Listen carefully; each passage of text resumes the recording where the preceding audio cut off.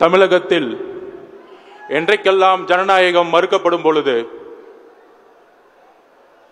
பல வரலாறுகள் மக்கள் ஜனநாயக விரோதிய சக்திகளை தூக்கி எறிந்தார்கள். முதல் வெற்றி 1967 அண்ணா அவர்கள் ஏற்படுத்திய வெற்றி. இரண்டாம் வெற்றி ஒரு மிகப்பெரிய ஜனநாயகத்திற்கு எதிரான ஒரு அரசியல், ஊழலுக்கான ஒரு அரசியல், குடும்பத்திற்கான ஒரு அரசியலை ஏற்படுத்திய பொழுது 1972 உருவாகி 1977 மக்கள் விரோத ஆட்சியை தூக்கியிருந்த புரட்சி தலைவர் நமது எம்ஜிஆர் அவர்கள். அதே போல இன்றைக்கு ஜனநாயகம் எங்கு இருக்கிறது என்று பாசிசமும் இங்கு ஒரு பாயாசமும் ஆட்சி நடத்தி கொண்டிருக்கின்ற என்று ஜனநாயகம் எப்பொழுது மலரும் என்கின்ற நேரத்தில் மக்கள் ஆட்சியை உருவாக்க ஒரு ஜனநாயகன் தேவைப்படுகிறார். அந்த ஜனநாயகன் நமது வெற்றி தலைவர் வழியில் 2024 மக்களாட்சியை ஏற்படுத்தக்கூடிய ஒரு நாளாக தமிழக வெற்றி கழகத்திற்கு கட்சி கட்டமைப்பு இருக்கிறதா? இளைஞர்கள் கூட்டத்தை வைத்து இவர்கள் எப்படி வெற்றி பெறப் போகிறார்கள் என்கின்ற நகைப்புடன் நம்மளை பார்த்து சிரிப்புடன் இருப்பவர்களுக்கு தெரியாது. இன்று கொங்கு மண்டலம், கோயம்புத்தூர் சுற்றியுள்ள ஒட்டுமொத்த கொங்கு மண்டலம் 54 தொகுதிகளும் பெரிய பெரிய தேர்தல் அறிவாளிகள். இந்த தொகுதிகள் தேசிய கட்சிக்கு சொந்தமானது, இந்த கட்சி ஆளும் கட்சிக்கு சொந்தமானது, இந்த கட்சி எதிர்கட்சிகளுக்கு சொந்தமானது என்று கூறிக்கொண்டிருந்த நேரத்தில் ஒரு புயல் இன்று கோயம்புத்தூரில் இறங்கிய பொழுது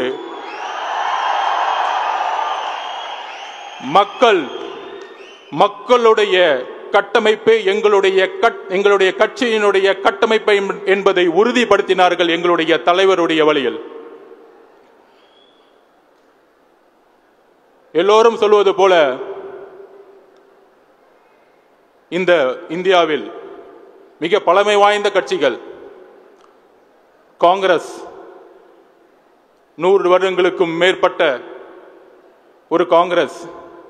அதற்கு பிறகு தேசிய கட்சியாக பிஜேபி 1925களில் RSS மூலம் உருவாக்கப்பட்டு எமர்ஜென்சி மூலம் கட்சியுடைய வேர்கள் ஊடுருவி இன்றைக்கு இந்தியாவை ஆளக்கூடிய 100 வருடங்களுக்கும் பல சிந்தனை கொண்ட ஒரு பழைய கட்சி. தமிழகத்தில் நீதி கட்சி மூலம் உருவாகி அண்ணா அவர்களால் உருவாக்கப்பட்டு இன்றைக்கு 100 வருடங்களை கடந்திருக்கின்ற திராவிட முன்னேற்ற கழகம். அதன் பிறகு தமிழக வெற்றி கழகம் 100 வருடங்களுக்கான கட்சியாக உருவெடுக்கக்கூடிய முதல் நாள் இன்று. அதை இன்று கோயம்புத்தூர் மண்ணிலிருந்து உருவாக்கி கொண்டிருக்கின்றோம்.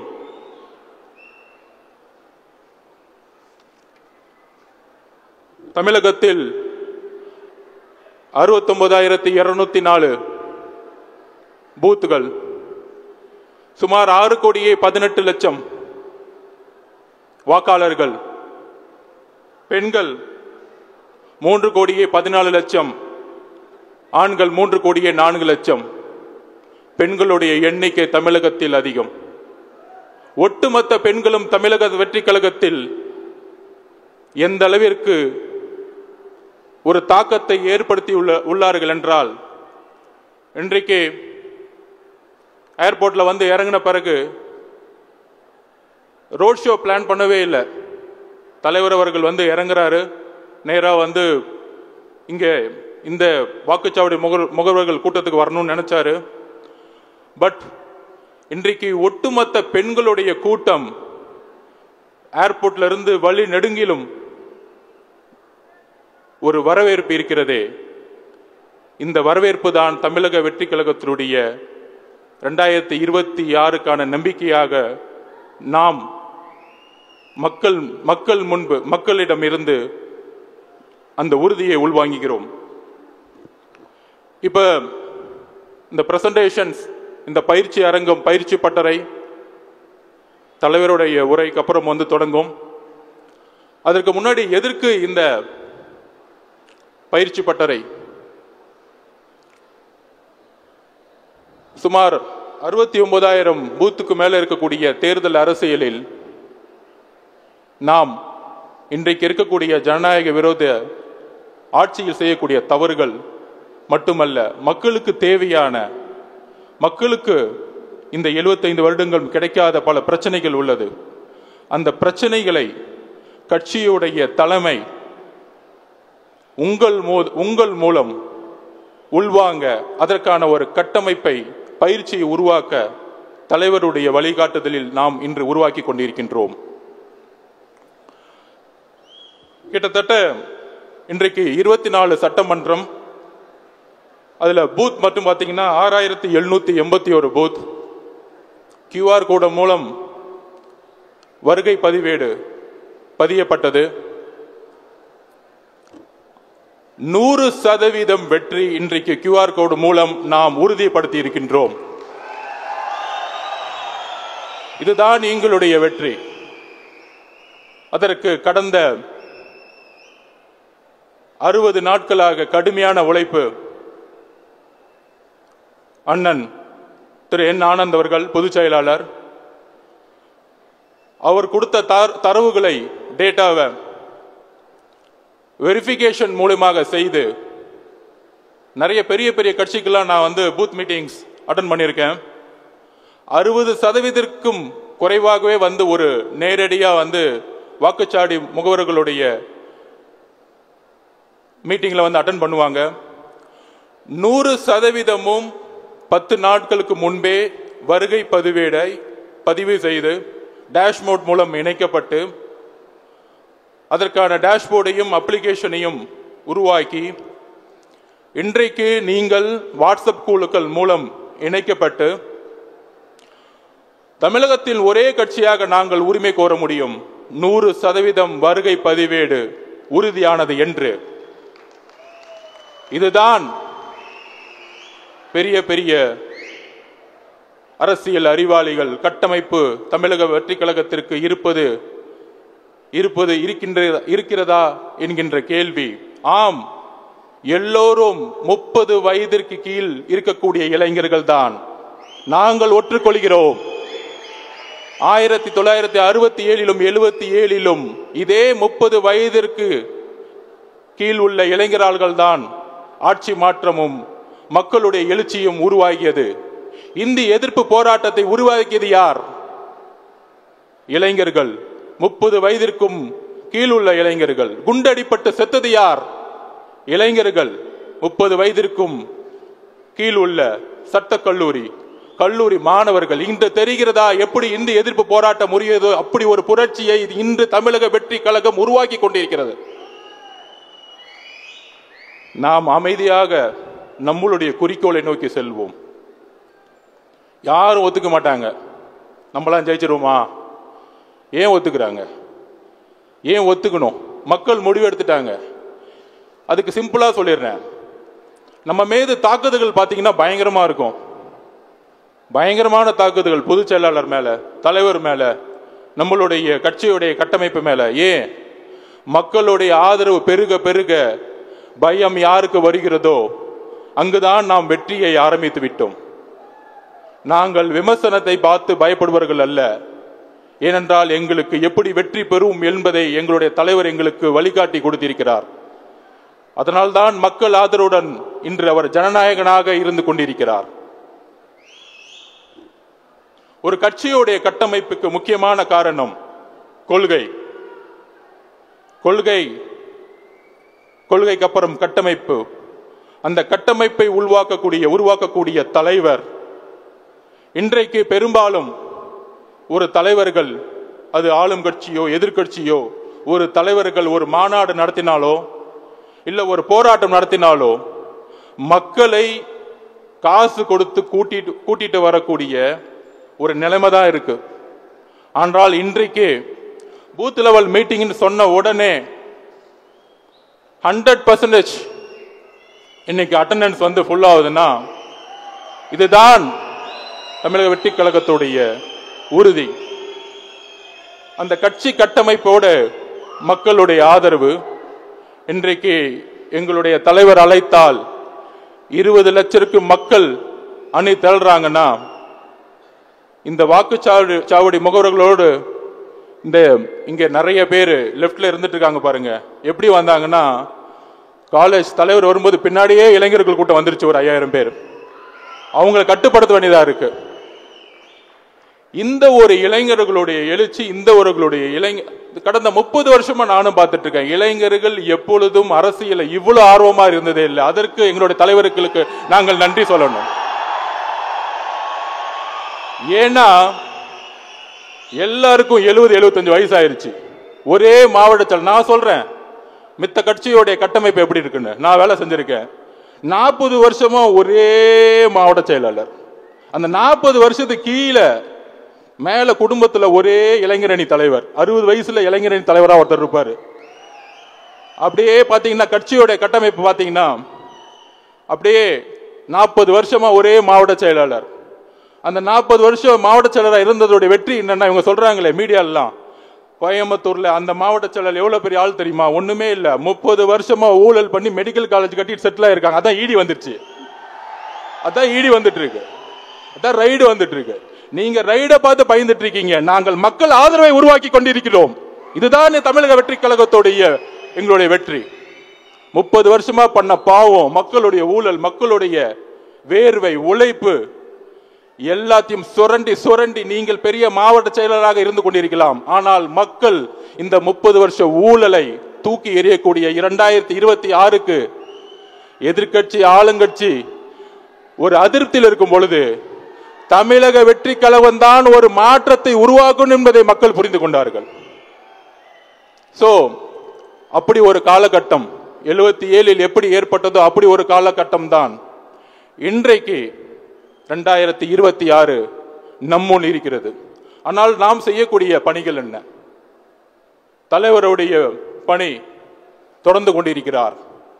இன்றைக்கு ஒரு இஸ்லாமியர் பாதிக்கப்படும் பொழுது உடனடியாக உச்ச நீதிமன்றத்தை நாடி அதற்கான ஒரு இன்ட்ரீம் ஸ்டேவை உறுதிப்படுத்தி ஒரு மிகப்பெரிய போராட்டத்தால் செய்ய முடியாததை எங்களுடைய தலைவர் செய்திருக்கிறார் இஸ்லாமிய மக்களுக்காக. அதை நாங்கள் உறுதியுடன் சொல்ல தயார்.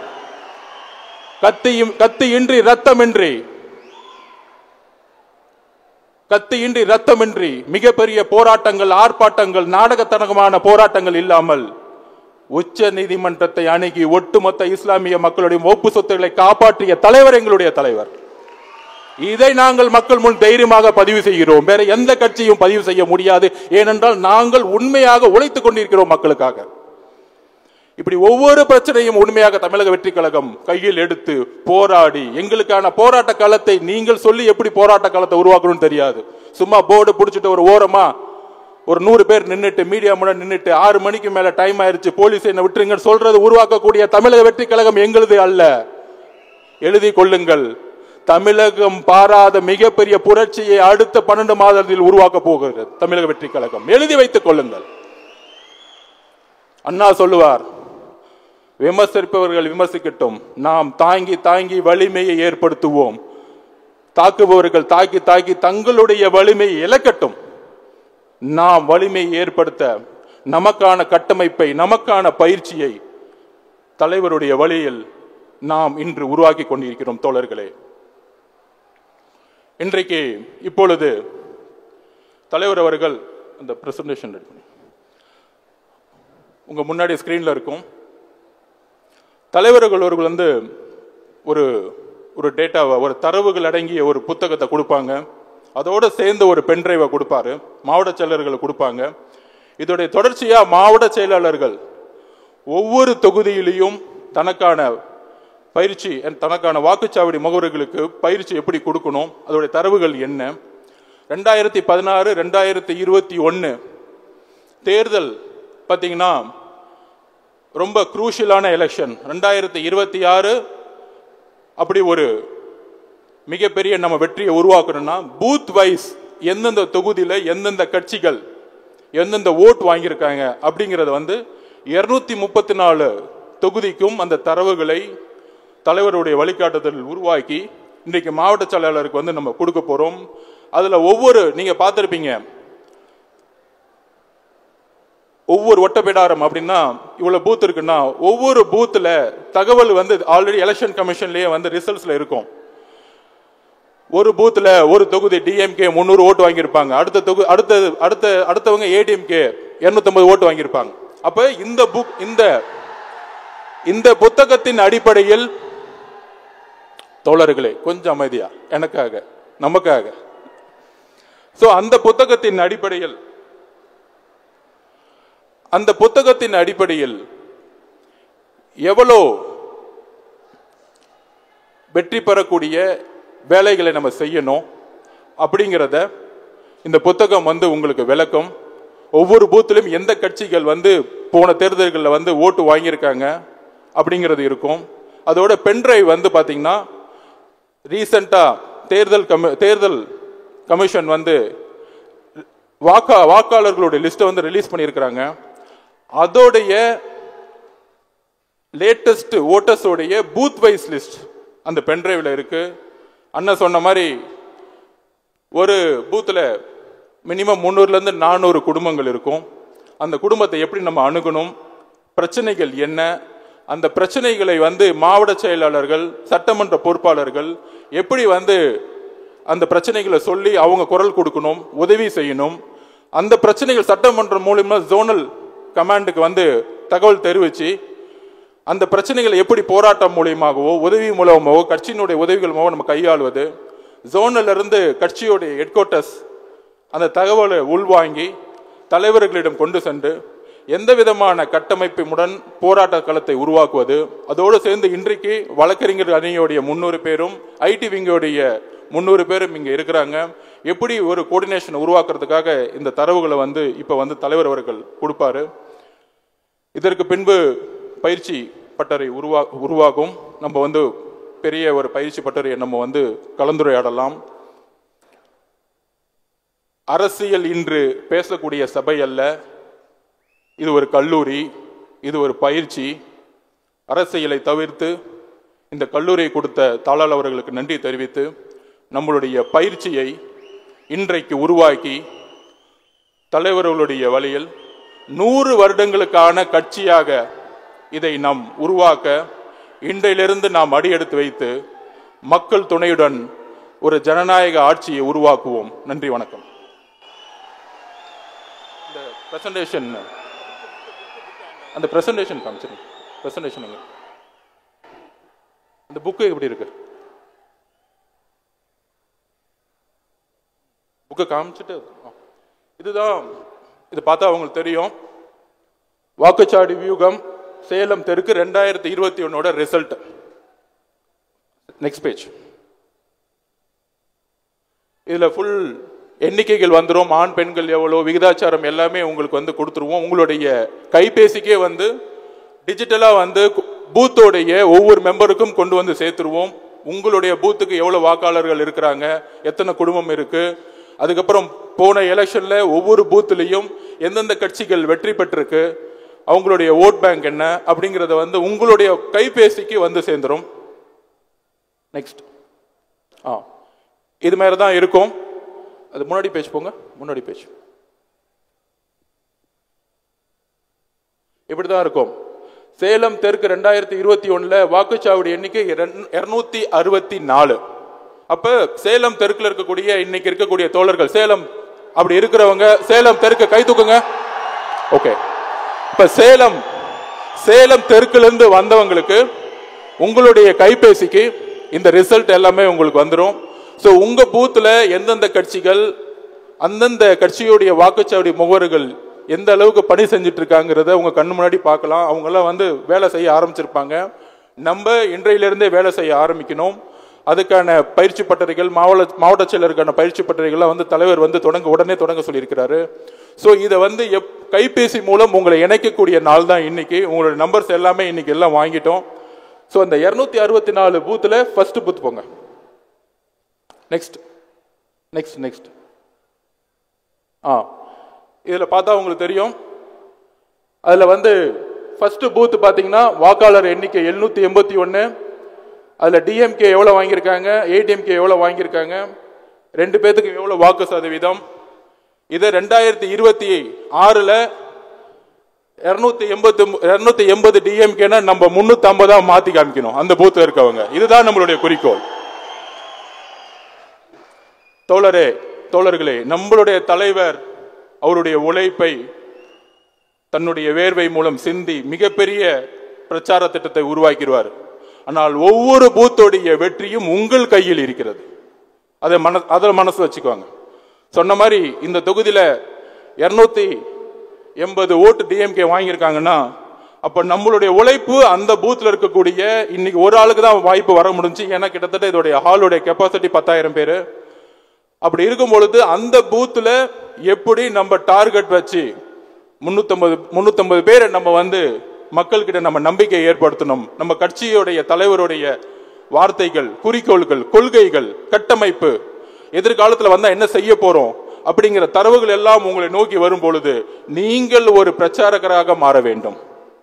அந்த உங்களுடைய அந்த இடத்துல இருக்கக்கூடிய ஓட்டர்ஸுக்கு நீங்க போய் மக்களுடைய பிரச்சனை, அண்ணா சொன்ன மாதிரி மக்களிடம் செல்லுங்கள், மக்களுடைய பிரச்சனைகளை நீங்க வந்து எடுத்துரைக்கணும். ஸோ அப்படி ஒவ்வொரு பூத்தையும் உங்களுக்கு வந்து 234 தொகுதிக்கும் 2016 2021 எது வந்து நம்ம கடுமையா வேலை செய்யக்கூடிய பூத்துகள் என்பதை நாம் ஐடென்டிஃபை பண்ணி உங்களோட தரவுகள் கொடுப்பதோடு அல்ல, நீங்க என்ன வேலை செஞ்சிட்டு இருக்கீங்கிற அப்டேட்ஸும் நாம் உருவாக்கிய டேஷ்போர்ட், நம்ம உருவாக்கிக்கூடிய மொபைலோடைய அப்ளிகேஷன்ஸ் மூலமா உள்வாங்கி நம்ம வந்து அதை உருவாக்குவோம். நெக்ஸ்ட் அது பென்ட்ரைவ் போயிடலாம். இதுதான் பென்ட்ரைவ் உங்களுக்கு இருக்கிறது. சேலம் நாடாளுமன்ற தொகுதியில் அடங்கிய 90 சேலம் தெற்கு சட்டமன்ற பேரவை தொகுதிக்குரிய வாக்குச்சாவடிகளின் பட்டியல். ஸோ உங்களுக்கு லேட்டஸ்ட் தேர்தல் ஆணையத்தால் வெளியிடப்பட்ட வாக்காளர்களுடைய எண்ணிக்கைகள் உங்ககிட்ட வந்து கொண்டு வந்து சேர்த்துருவோம். இந்த வாக்காளர்களை வைத்துக்கொண்டு நாம் எப்பொழுது பரப்புரையில் மக்களுடைய பிரச்சனைகளை இப்ப மட்டும் இல்லை எப்பயுமே நம்ம வந்து எந்த மாதிரி பணி செய்கிறதுக்கான டாக்குமெண்ட்ஸும் இன்னைக்கு வந்து கொடுத்த பிறகு மாவட்ட செயலாளர்கள் மூலமா பல்வேறு கிளினிக்குகள் நடக்கும். ஸோ இது வந்து இப்போ வந்து தலைவர் வந்து கையில் கொடுத்த பிறகு அடுத்த 4 ஜோனுக்கான தரவுகளும் அந்தந்த மாவட்ட செயலர்கிட்ட வந்து கொடுக்கப்படும். கோயம்புத்தூர் ஆரம்பிச்சு தமிழகம் முழுவதும் 69,000க்கும் மேற்பட்ட வாக்குச்சாவடி முகவர்களை நோக்கி நாம் தலைவர் வருகிறார். நாம் உறுதியேற்போம். கடுமையாக 24 மணி நேரமும் எப்பொழுதும் கடுமையாக உழைக்க ஒரு உறுதியேற்போம். நன்றி, வணக்கம்.